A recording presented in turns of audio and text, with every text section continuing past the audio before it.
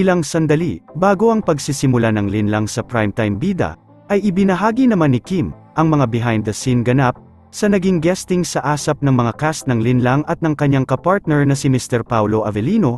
Masaya din si Kim dahil matapos ang napakadaming schedule nito at pagpo-promote ay matatapos na din nga ang kanyang araw. Samantala ngayon pa lang ay marami na nga ang mga nakaabang at trending na din si Kim bilang si Juliana. Kapansin-pansin naman ang napaka-sweet na video nila Kim at Paulo Avellino na ibinahagi ng kanyang mga fans.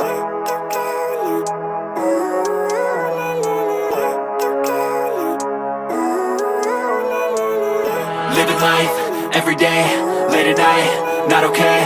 All I want, and I pray, all I need are some better days.